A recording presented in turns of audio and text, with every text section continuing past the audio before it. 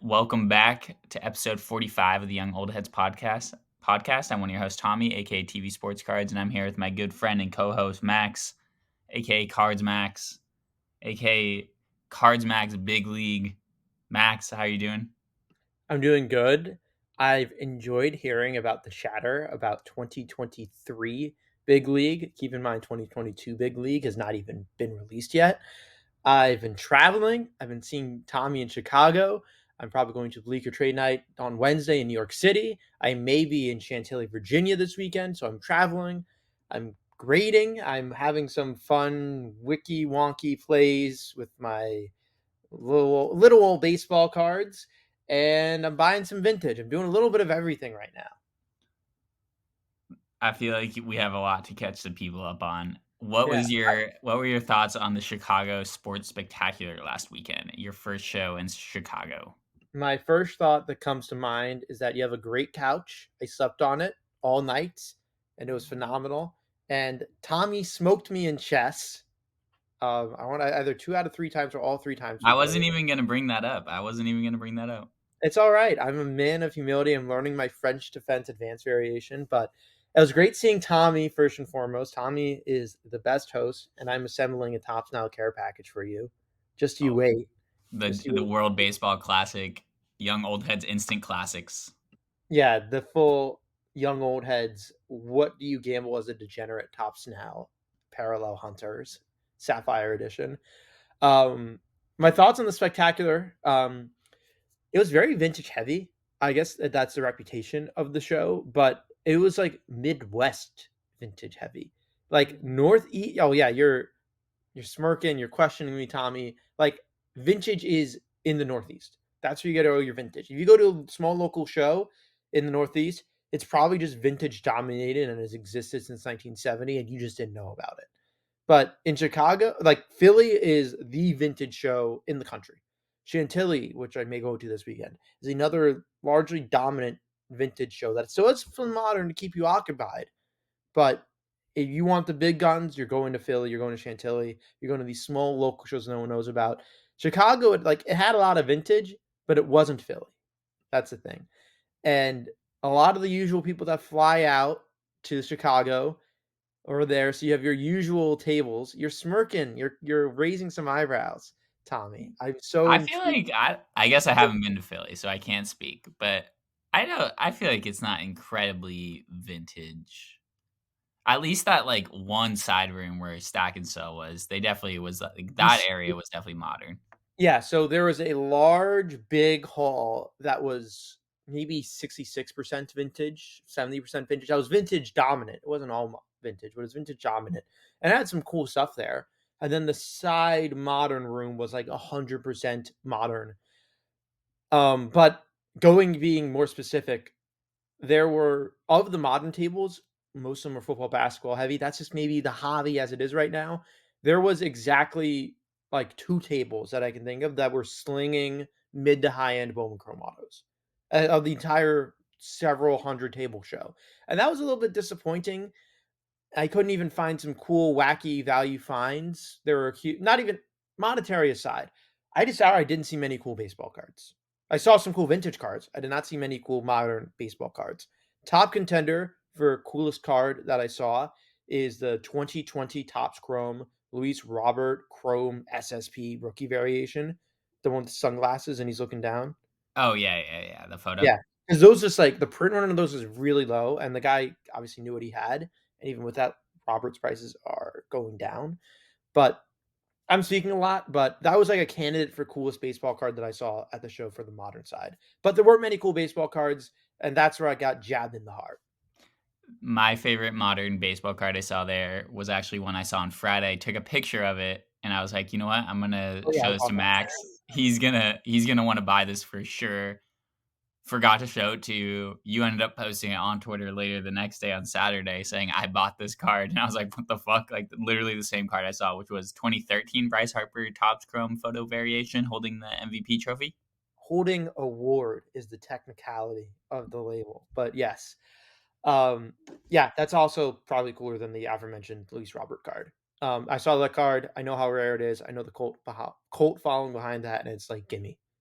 So You did buy some vintage cards though. What was the big vintage card that you bought? I bought a Satchel Paige 1949 first Bowman with no first logo. 1949 First Bowman Bowman. Satchel Paige. PSA 3, really well centered, and I thought the color was good as well. Obviously, I may just be a little biased, but in truth, I think that I thought it looked good.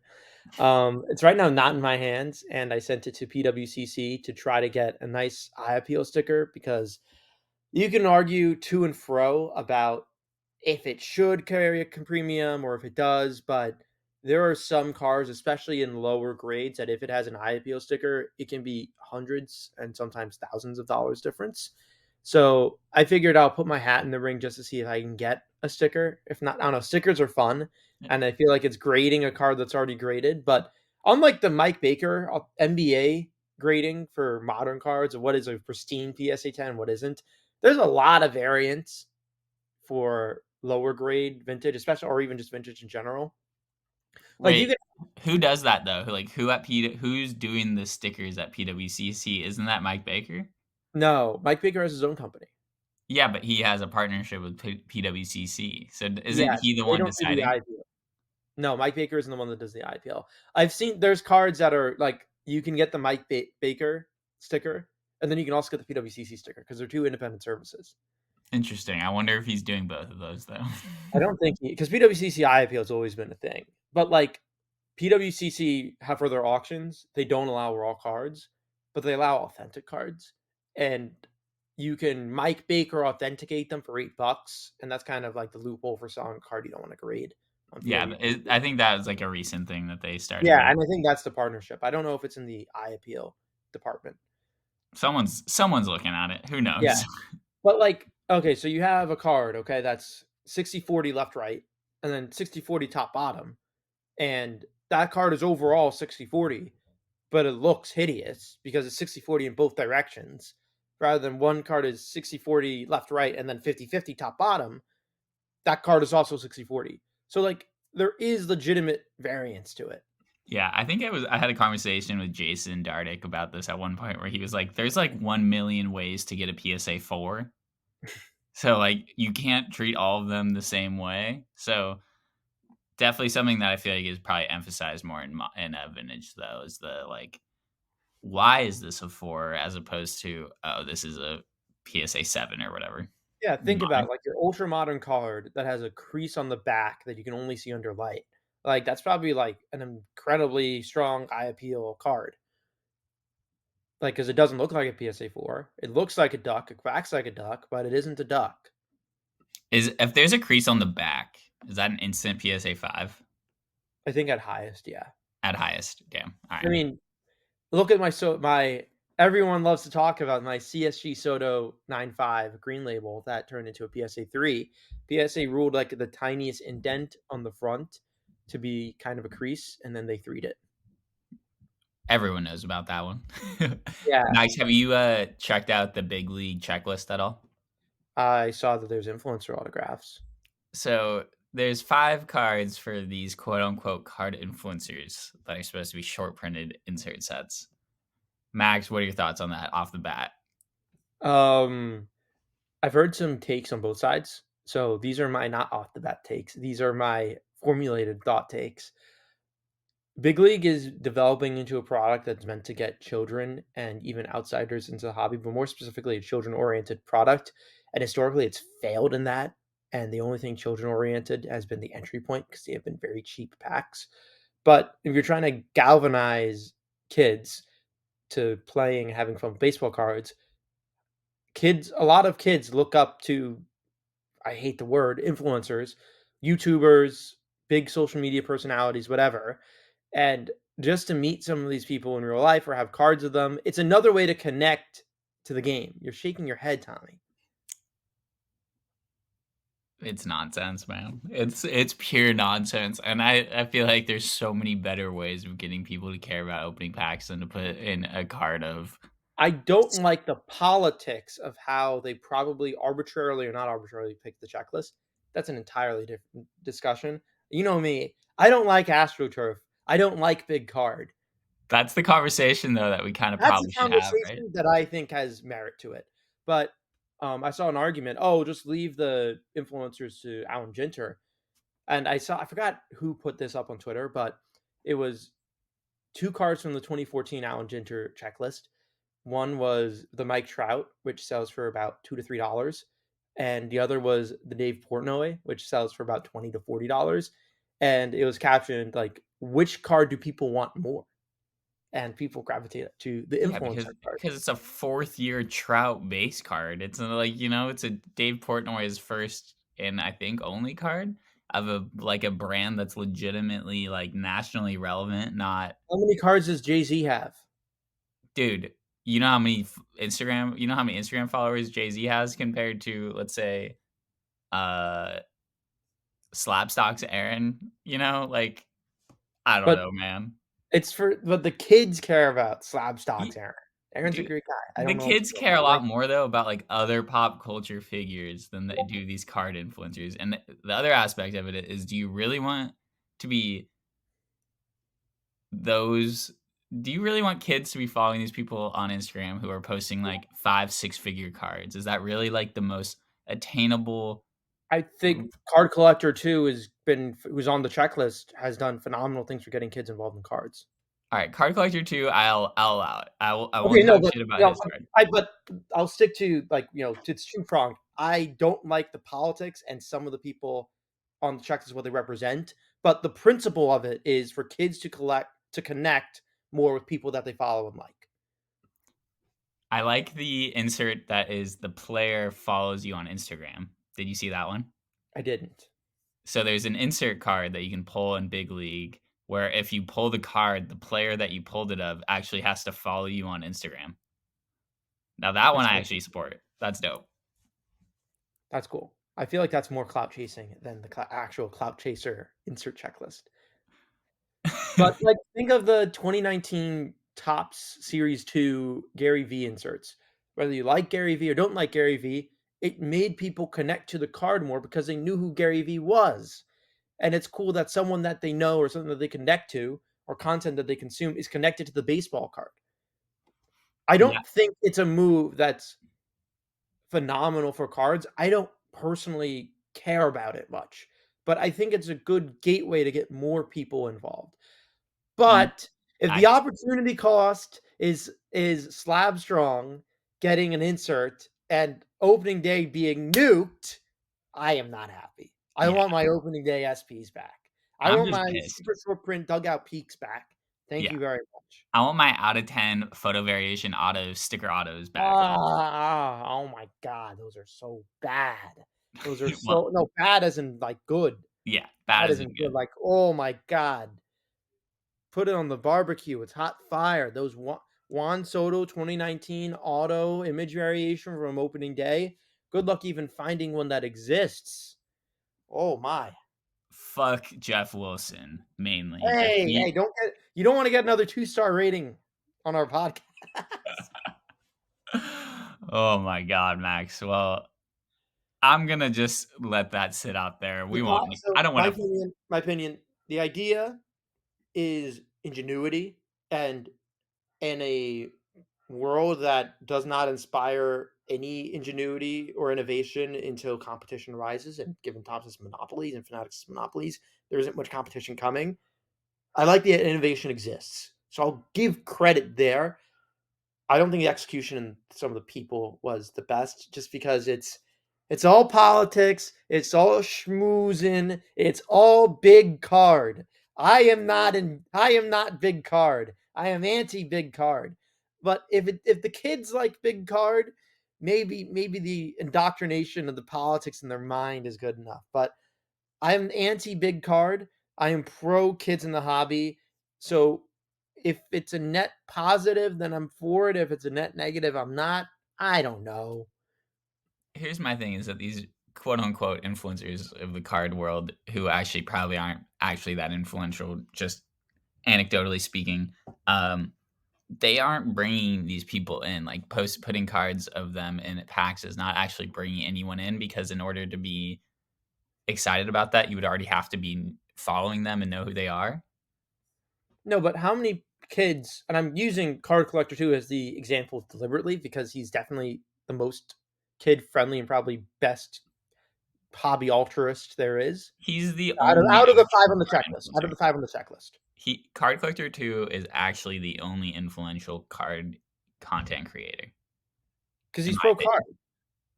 Like I don't want to get into like politics. I don't know most of these people personally, but like you can tell Card Collector 2 is pro cards and he's been doing cards since he was born. Okay. Like not everyone on this checklist has been doing cards since they've been born. Max is now attacking young unborn child of Card Collector 2. All right, never But mind. um, but I'm gonna if but they but, want to but, put but, stack but and sell on biggest the thing, biggest checklist, thing, a kid who's into cards is gonna be happy pulling a Card Collector 2 insert, or at the very least, happier than pulling a Cattell Marte 7th year veteran card. the kids that go to the Shipshawana card show would go crazy for a Card Collector 2 card. So I'm gonna Yes, stop. that's a good. That's good. That's what the insert set should be going for. All right. I'm gonna stop being a hater right now, No, and I channel the inner hater. I was hater. I'm like, why are we doing this set? Until I saw the alternate perspective of okay, there is a benefit to this. But innovation, good. Good job, Tops, on innovation. speaking of innovation, slash not really innovation. Well, I guess it's the first Topps Chrome. So there's Topps Chrome McDonald's All American Basketball that's coming out, Max. Came- First, have you looked at it at all? You thinking about it? All I know is that there's no Bronny.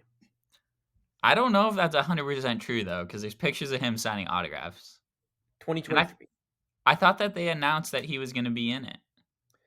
No, a hobby influencer announced that he was going to be in it and was wrong. Who announced that? I don't want to name names. I don't want to trash someone. We're not I trashing. You haven't just heard. It was C plus. oh my god. I And he got like scorched in the comments because Ryan Cracknell, who I love, who is a hobby saint and a hobby huge genius. Sorry, that's doing he's injustice. worthy of having a Huge card. galactic genius. Yeah, he should have a Intergalactic. card. Yeah, give him Ryan Cracknell a card. No, but that's like the politics of who they pick. I don't like. Like maybe I'm biased. I'd rather have a Ryan Cracknell card than some of the other names on the checklist. I agree. But That yeah, should be like the ultimate, like, I mean, because what, when you crack the Jinter code, didn't you get a card of yourself as the code master or no? Or they made some cards from cracking the Jinter code? That's like the ultimate hallmark that like you have dedicated your life to cards. they Is actually when are doing that. an arbitrary company meant to maximize consumerism commemorates you with a packable piece of cardboard. That's a lifetime service award. Did you see last year in Todd's? I think it was Allen and Ginter. They had like a insert. One of the guys was like Topps product manager, marketing manager, or something. Yeah. Like the ultimate dude, probably in charge of the checklist, put himself on the Yeah, checklist. it's Nonsense. the all-time great Obama giving Obama the award meme, the President Shows That Dream meme. That's what it reminds me of. I feel like it's more Jerry from uh Rick and Morty meme shaking hands, but either Oh, way, okay. same thing. What else is on your mind, Max? What else is on my mind? I don't know. There's a lot of things to talk about. I feel like, oh yeah, no Bronny in 2023 Topps Chrome McDonald's. That's kind of lame. I don't know any of the basketball prospects. Um, No Wembanyama either. Like it's gonna be kind of but sad. he's French. He's not American. True. I guess you do Oh, have yeah. to. No, I get what you're saying. I'm not gonna say a Tommy doesn't know ball moment when we're sending each other mixtapes of Julian Newman in like middle school. But no, McDonald's, and I was repeating this as well. McDonald's All American Game is specifically for Americans and Canadians, which Interesting. makes sense because like I feel like I've seen some like Wiggins All American McDonald's game highlights, and like he's Canadian, but like no, they don't do anyone overseas, Yeah, I think that's true. which then Uh, opens your eyes to how many international prospects there are. But overtime elite, maybe like 5 years from now, can be really cool. yeah, Not yet. if any of those dudes end up being really good from Overtime Elite from that first Top Scrum set, is that'll be interesting to see. We've talked a little bit about that though with like Lamelo's early Leaf stuff. Um, Yeah. Are both of the Thompson twins in OTE? yes, they are. Yeah, I mean, I just Googled 2023 NBA draft picks, mock draft. I mean, I see one mock draft that has Amen. I'm gonna butcher the I name. think it's Amen Thompson. Amen Thompson at number 3, and Ausar? I Ausar? I don't know. All I know is that I opened up The one other black. Thompson at pick number 5. So, All I I know mean, that's legit. yeah, no, so I'm saying if you have legit lottery picks that high, and of course, as we know with our good buddy Shaden Sharp, they had to actually come to fruition and generate the hype.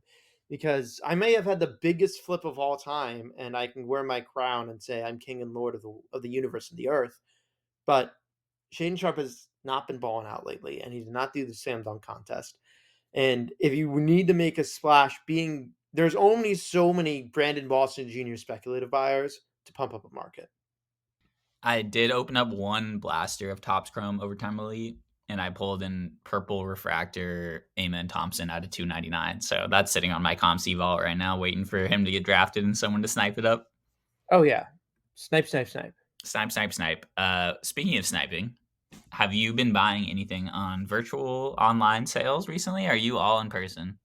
I've been buying online. I bought a few things online.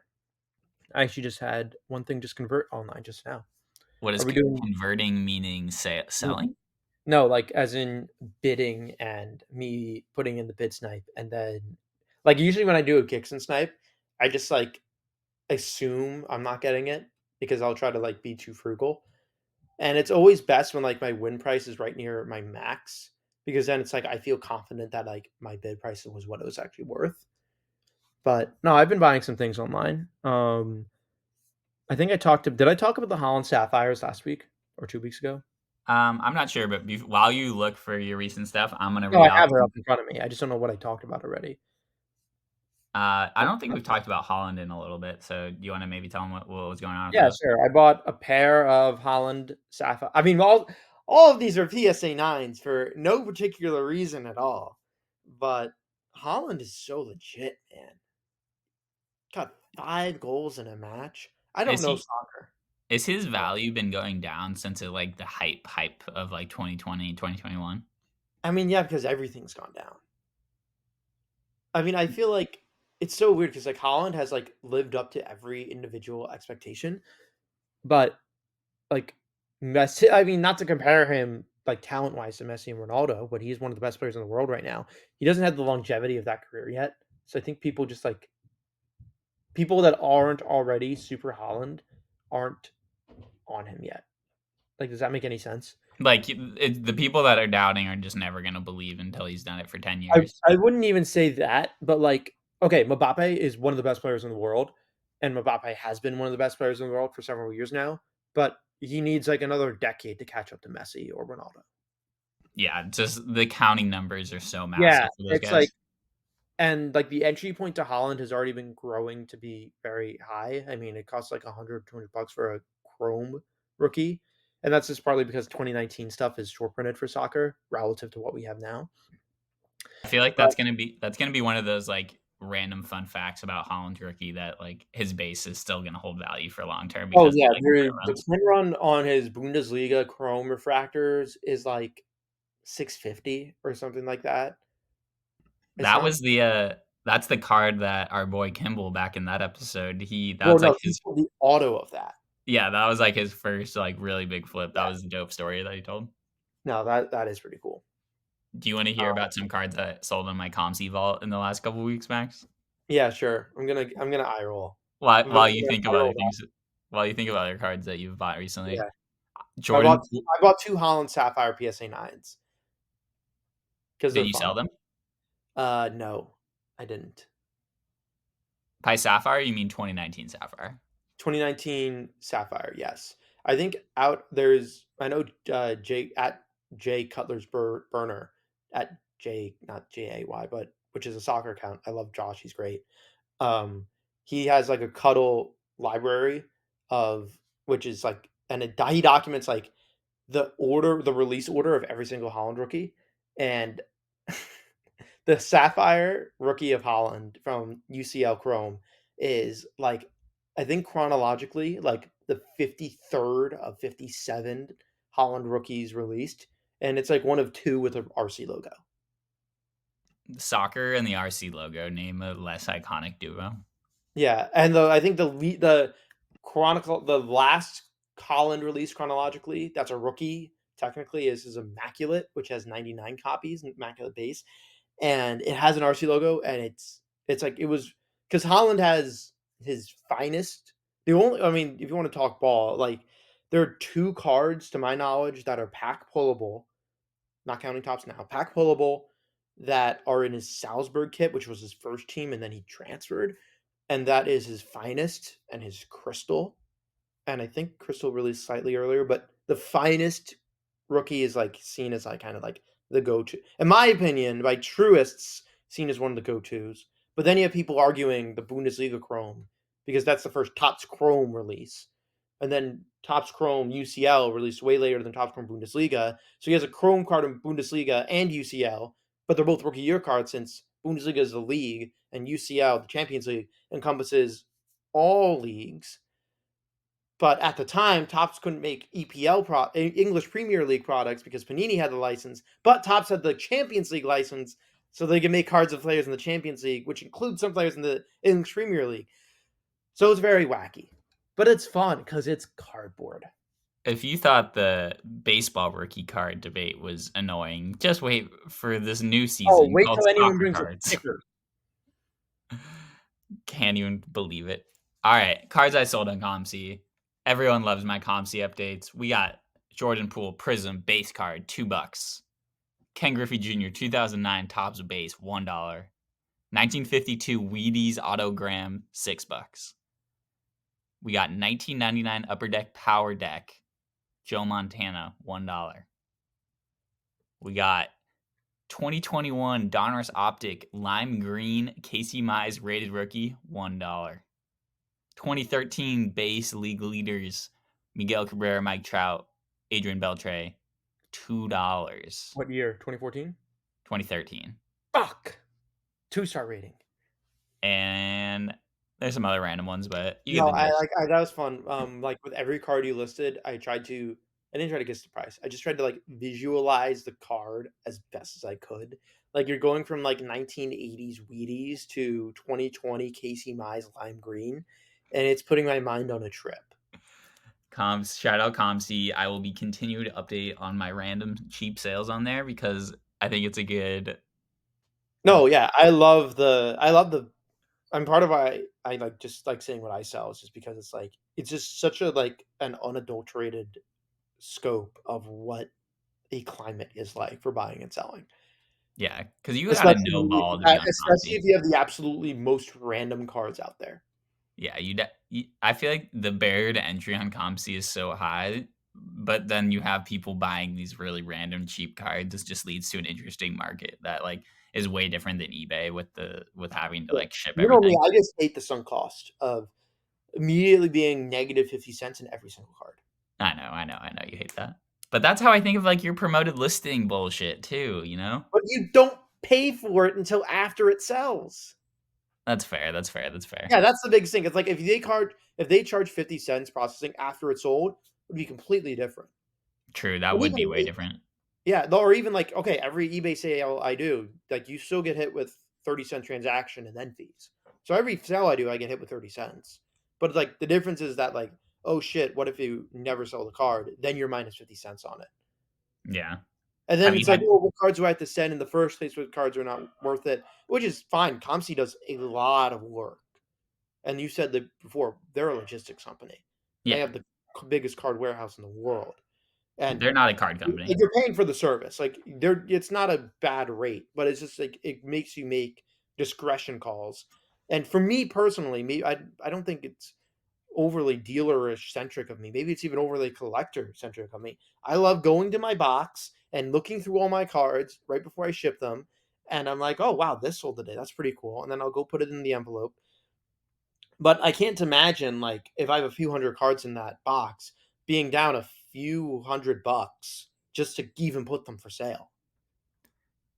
I tweeted yesterday, Max, that Josh Rubin has no idea how he's going to grow the hobby 10x. He just keeps saying marketing over and over again in reviews and Dude, no real it's the ideas. first capacity, man. But one idea I have for him would be to buy ComC and to really heavily invest in that being, like, a really easy way for people to rip packs online, have I their mean, cards be there. I'm not even saying this from a colloquial sense, but like Michael Rubin just tries to be the biggest dude bro dude as much as possible, and I think it's unprofessional, uninspiring, and like you said, Tommy, it's demonstrating that you're speaking the success without putting in any of the work. Like I obviously don't know the guy, I don't know the guy's work ethic, but he just doesn't seem to be a collector.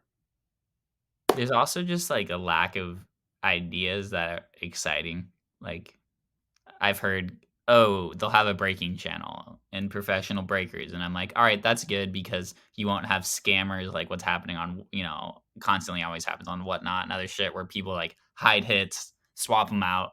Yeah, Fanatics owning a breaking channel will cover that, ensure people, make people being able to buy stuff, like, with way more assurance that what's happening is legitimate. But Yeah. on the other hand, there are so many other ways that I think are better, like the way that Upper Deck e-packs are connected with COMC. I think if that was like perm If only Upper Deck had more licenses. I think the e-pack concept is so sick. Where yeah, you but like you get 10 of the digital cards and you get to trade it for 1 real card. like if I were Fanatics or Tops, I would be investing into that sort of like concept where someone can be opening packs themselves as easily as possible, as opposed to this like you have to be watching a live stream. Like what sort of what other what other things that are popular involve you watching a live stream of someone opening up something for you? Like that's just Yeah, not a it's like, "No, concept. I want the mystery box myself." It's like, it can be a yacht inside or it can be another box. You never know, but, like, let me open that, thanks. And that's Um, why, like, FIFA and MLB The Show have so much success with these packs that they 'Cause you sell can open people. the packs even though it's literally not real items. You can open the packs. You can Exactly, and pull if the hit. make that process. I'm not outsourcing my fun to someone else. Yeah, at I least. said before that so I'm gonna trump you a little bit, No, that go. cards in general is an infinite money glitch, but to an extent, it's also an infinite happiness glitch as well, because you can like meritocratically move your way up. I'm not trying to say this with us like not biased or whatever, but it's like you can start with the poverty cards, you can do the big whale cards, you can be like me, and I do try to do everything in between, and I think that's like half the fun, right? And gatekeeping who can break and who can't when the issue with a breaker scamming is so is a man bites dog story and not a dog bites man story. Like, let's be real here. Like, Yeah. it's so shocking that it spreads the entire hobby social media when there is a scammer that exists in a Whatnot break. I mean, we know Whatnot people are slimy. I'm not going to give them that much credit, but like, it's something that's rare. But gatekeeping people from being able to break and get onto, like, that's like saying I'm going to gatekeep podcasting, saying, oh, only I'm allowed to have a mic and be able to say my views, and if they're cool enough, have people listen. It's like, oh, you're not allowed to open a box of cards and broadcast it to other people if they're interested or not. It's like, what are you talking about? What liberty do you have to do that? This is 1776 will commence again if you don't let strangers break whatever they want and whatnot. That's what I have to say. But I'm against big card. The common theme of the show: I'm against big card. I think everyone should be able to do anything, and centralization in this context is just breeds more monopolies and breeds less competition and ironically less innovation because we're having more innovation now that Fanatics and Ruben are ahead, and I don't like it. So you're saying you're not gonna be attending the Whatnot card show, Max? I'm saying I'm not even attending Las Vegas Mint. I'm taking myself to Chantilly and seeing cards from 1880, and if I'm lucky, I'll be able to buy one. I saw you bought a Napoleon Lajoie card, one of I my did. favorite, vintage guys. I don't know how many variations he has in T206, but I found a centered copy of the Width Bat, and it's dank. Napoleon Lajoie, I think it was Eduardo in our group chat who was trying to ask if Ricky Henderson was any good. These are guys that do not know baseball, just And for the guys, record, these are soccer heads. but I said that he would have like if Ricky Henderson played now, he would be all that baseball Twitter talked about. Basically, I would say, other than Shohei, but Shohei obviously unicorn himself as well. And he said, "Oh, so he'd be like J Rod," and I said, "No, Ricky Henderson was way better Okay. than J Rod." Um, Sorry, I'm not gonna be sorry, sports analysis. My bad. yeah, no, no, no, no, no. I'm gonna say I'm not gonna be sports analysis and talk about the Trout Otani at bat, which was epic. I mean, I sound like a 13-year-old middle schooler saying it was epic, but it was epic. The tops now, I'm gonna be a card analyst and saying that the tops now card of which I think made over 40,000 copies printed of Trout being struck out by Otani is so cool. It's a back shot of Trout, and you can see the jersey in the 27 with Otani pitching, and it's just a perfect piece of photography of what captured was a great moment of a great one game stand of a great tournament. And as a card truist, there's not many times where I'm like, wow, that is a great card. And that's what Tops Now is all about. It's not about getting the road to opening day set and getting the fifth best player on the autograph checklist. It's about capturing moments that you see when I'm looking at my TV and I'm doing my shipping and I'm like, wow, I just witnessed an incredible at bat that we may never even see again in competitive baseball. I mean, unless Otani leaves, that'd be funny. But hey, sports analysis. But getting that captured onto a card, I'm so looking forward to like getting the cards in hand, not getting a parallel, and just staring at the picture. That's got to be the biggest win of tops now of all time. That card. There are so many ways that they could have botched that card, and they didn't. Very rare. We'll give tops credit where credit's due, and We're that giving card is Tops dope. credit this episode. We're giving Tops credit. Yeah. Um, you Which said the ironically, print we're not run. giving Ruben and Fanatics credit. So No, when is the you last time we've ever had that? you said that the print run was about 40K on that. You said. Yeah, something like that. It's something crazy. You know what Crazy. the I actually saw today. Do you know what the print run on the Bernie Sanders To be gloves? 42,273. Damn. All right. And there With were a that, lot of okay, knowing that, how big do you think the print run was on the Bernie Sanders 2020 election? it was Like, 92K. yeah. But the biggest caveat with that is that Bernie Sanders had a 1 week timer. What's the caveat? Bernie Sanders election cards were available for 1 week, Oh, damn. which is why it's like not in like the like that's why it's kind of like caveat was a top now. Not only was a top now election card, but the top now election cards were available for a week. Every single like the Fauci was a tops now baseball card because it was first pitch and that was just meant to capture the first pitch event, and like that was a 24-hour timer. Damn. Well, that's also what I want in big league is the first pitch inserts back. So just throwing that out there that I Oh my want god, that. they're so cool. Just bring I those mean, back. I almost like a few months ago, I wanted to do like an expected value calculation of 2016 Topps Chrome, not for pulling Trey Turner rookies, but just out of the value of getting the Chrome first pitch inserts and recognizing how strong they do in the secondary market and seeing like what it would take for that to pay for the box. Yeah. And I think something that me and you have been talking about a little bit is like floors for ripping. Like that raises the floor for ripping. We talked about it with like MVP buybacks. Like Yeah. I think a problem is that most retail products right now on the shelves, the floor of ripping is like 50-cent return, $1 return, when really it needs to be like $5 probably, I think is reasonable for like a $25-$30 box. Like you need to at least get $5 out of it. Yeah. And look, if you're buying wax, you're doing it for entertainment, you're doing it for fun. You hopefully are doing it for the right reasons that are deliberate and intentional and not ones that succumb to impulse and addiction, which is why I do tops now. All right, but Max. but in that regard, you need to if you're just getting punched in the face forever, then it's not fun. You need to be able to tease a little bit. Like, okay, if you're buying $40 boxes and you're getting $20 or $30 of value, like the casino's still like demolishing you. But like it's fun because you get to like you get some cool cards. You're not always supposed to make. Sometimes you make $50. Sometimes it's a $10 box.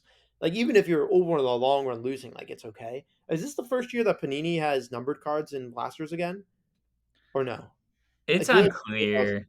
It's unclear. I think they've been shady with it. I don't know if they've actually like ever taken them fully out of it, but they definitely are like Panini. My issue with Panini retail is that they absolutely mega load up like 0.00001% of boxes and they make certain like those really really extremely rare boxes with so many hits that like you see that on social media and you're like, oh, I that could be my box, that could be my box, and they just use that as an excuse to have most, even way more proportionately to Tops's retail boxes, like have way less value.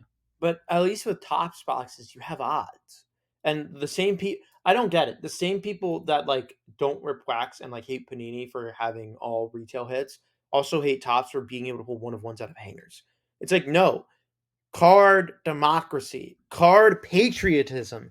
Anyone from any walk of life can open the Walmart hanger and pull the Wander Franco one of one. Card transparency. That's what we want. Yes. Um, And card egalitarianism. yes. To an extent. At This least is egalitarianism an opportunity, not necessarily outcome. Because we're how turning you cards is how you cards.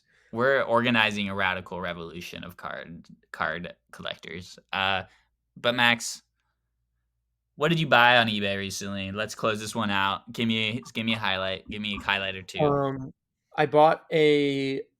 I'm kind of deviating away from baseball right now, but because baseball's starting, and that's usually prices are going to tank.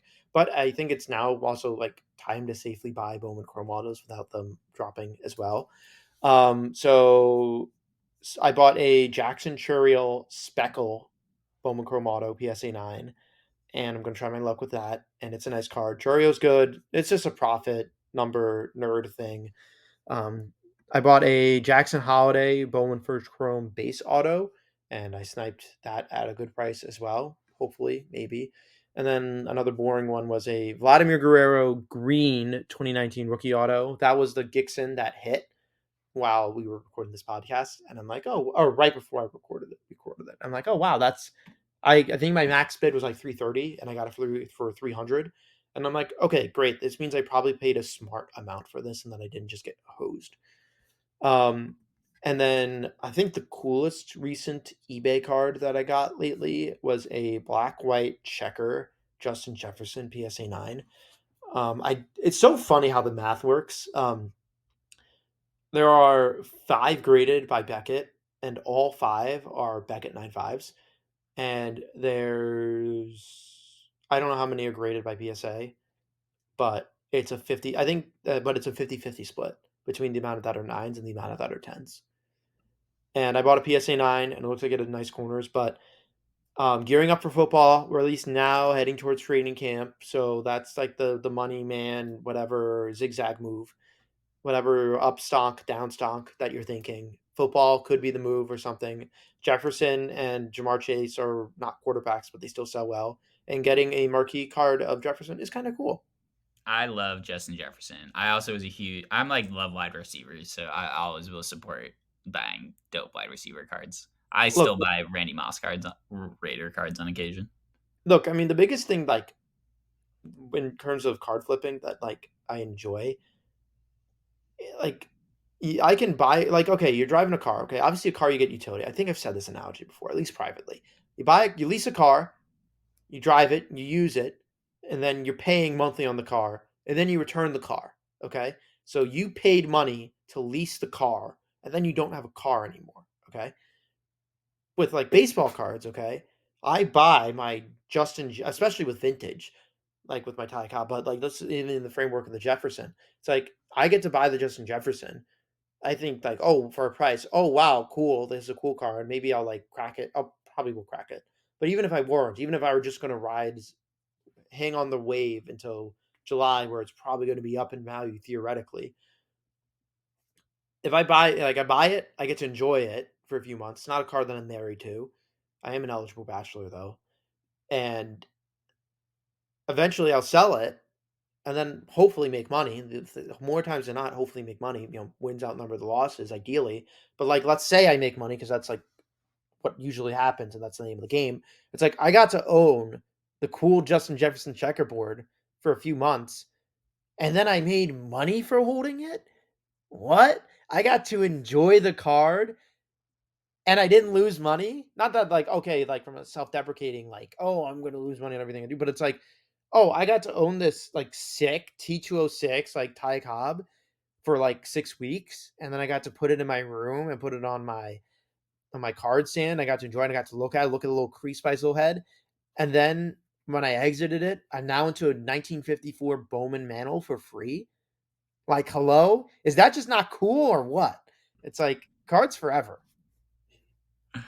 Cards forever. My one buy on eBay that I'll talk about is I But bought. sorry.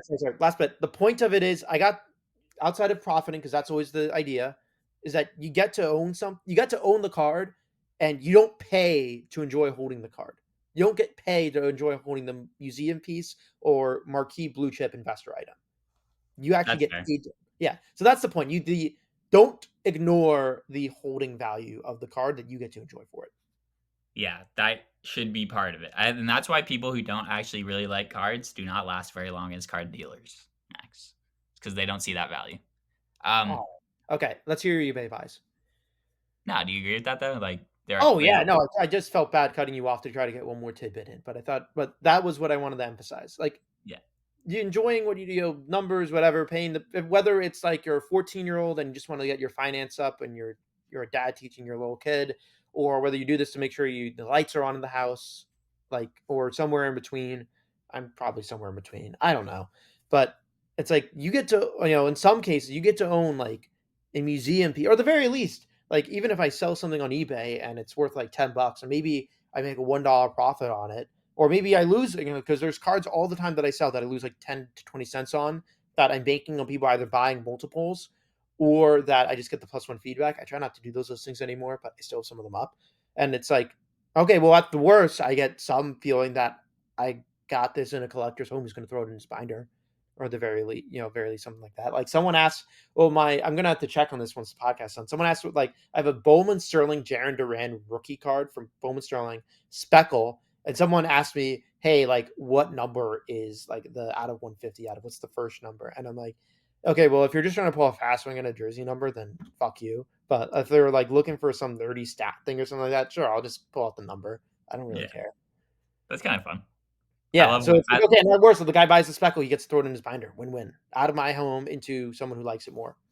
yeah, I love the DM. Your eBay DMs are where the real hobby is, Max. I I feel live for it. like. My only card I'll talk about. I bought John Steinbeck's best card, his American Heritage Refractor out of 76. I got that for $70. That's pretty Uh, cool. Dope card. Shout out to John Steinbeck. Uh, yeah, I don't really have any other thoughts, Max. I feel like I really just wanted to come on here and talk some shit today, so I'm glad I got to do it. What's I'm trying to think of the Steinbeck books. Did you read The Pearl when you were in like middle school? Yeah, I've read most of his books. You've read most. Have you read Grapes of Wrath? Tommy, you're muted. Tommy, you're muted. Oh yeah, my bad, my bad. I I read asked most you of his Grapes of books, Wrath. but everyone knows that I love author cards. I think authors are. I'm just a big reader, so I'm a big fan of author cards. They don't really exist anywhere. If only Yeah. there was a products that they could like insert like non-sport cards into, that could be cool. Like if they could do that more often, I would appreciate it. And if it was actually culturally relevant people, I would appreciate it even more. But that's Have gonna be you my last statement. okay? Have you read Indubious Battle? I have not read that one. It's a good one. I read that on my own. I don't do much reading on my own, but a few years back I read it on my own because I wanted to expand it more to Steinbeck. And it's about like an apple farm and like people working on it and the politics of it. Not like political ramifications, but like the politics of like the worker farm. I thought it was a good book. That's my Steinbeck recommendation in Dubious Battle. Nice. I'll read it for sure. Yes. Follow up. How often do Max, you read? I'm. I I read. need I need to up my reading. Yeah, we can. That can be something we can help each other with. I need to work Yeah, out more. are we gonna have a book club segment of the pod that's not card related? Well, I do want Ken Burns doc part of the pod. What Ken Okay. Burns doc are you on? I'm one episode in. I have to grind the John Whoever Baseball 100, which also seems really cool. You Yeah, know of it or no? I vaguely remember there being some sort of top 100 doc thing that was It's cool, a but book, I think. oh, it's a book. Never But mind. but if you have the Athletic, you get it's like really deep profiles of like 100 baseball players, and it's supposed to be really good. And I've started reading it. You need to read Bill Simmons' book of basketball. That's a good one I for do. basketball I do. education. Um, Alright, and then I do know last thing. last thing. So the first five Baseball Hall of Fame, Cooperstown. I've now at owned or have previously owned like four of the five players. I just so the Ty Cobb everyone knows T206 and the Walter Johnson hands at chess I've talked about a lot. Those have been sold and I did well on them, and those are really cool cards that I enjoyed.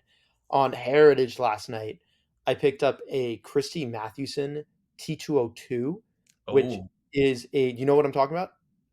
I know what you're talking about, and I'm just a huge Christy Mathewson supporter, so Yeah.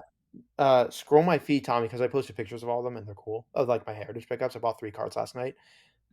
And well, I'm gonna say the other two. Or is Babe you Ruth already the only mentioned one one. you You don't already have a mentioned card? Matt Patchaway. What? Is Babe Ruth the only one now that you don't have? No. Um, T202, Hassan, triple borders. Wait, do you know the thing with the Joe Jackson is on one of them? Joe Jackson's on one of the T202s? Yes, the triple cards with the two portraits on the side and then the action shot. Interesting, I did not know that. So there's a card, I think it's called Lord Gets Out His Man, and that's the action shot. And there's two kind of randos on the side. This was discovered in 2010 after doing photo matching that the Gets His Man, the fielder tagging the guy out, is Joe Jackson. Damn, And now it's like if you a raw copy is like $1,000 regardless of condition. Like that made it those shoot up in price after it was discovered that was Shoeless Joe Jackson on the card because Shoeless Joe Jackson was a rookie in 1911, so he's post T202 T206, but then Black Sox was like 1920.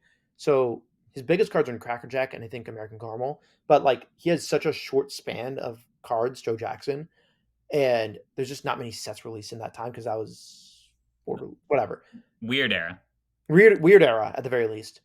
Um, That's dope. Alright, yeah. I'm ending this episode on that because that's so dope. Okay. World War One. I didn't want to mess up my history. Okay, so just rooting back to the finishing of the tangent. Okay, I picked up the Chrissy Matheson T202 last night. Really cool. I picked up a 1935 Gaudi 4-in-1, which has Babe Ruth in the corner. That's really cool. I picked that up in a one, and so that's Ruth, Mathewson, Cobb, and Walter Johnson. So the last guy I need is Honus. Aw. Well, you know who owns a Hannes Wagner card is our friend, The what's his name? show and me, The Show and Me. Don, love Don, but I love yeah, the Gaudi for quadrant cards are dope as hell, so that was a cool one. I did see you I'm picked viewing Honus. it as like an entry level Ruth Yeah, because that's what it is. yeah. It's a dope card. Yeah, We like and cool cards. I didn't like intentionally try to do the first five, but I'm happy that it worked out like that, and I'm just happy to be in cards. And last thing, pre-war is cool, not necessarily because the subjects of of the players and the stories behind them, but because it's the story of cards and it's card history. Yes, card history. Welcome to the Card History Podcast. Max, we like cool cards. We will see everybody next week talking about more cool cards. And more gossip. Make sure to follow Max and I on all social media so that you can hear all the shit talking and random card thoughts throughout the week. We will see you guys next week for episode 46. We need to have an intro and an outro, and it's going to be so fun to voice over them. We're going to be so podcast spectacular professionals. We have an intro. We have intro. We do have an intro. We don't have the outro. We have the Yeah. intro music. I'll edit out that outro maybe next week. But Yeah. until But then, like, okay, we'll brainstorm. We'll go in the peace out. stew. Peace out.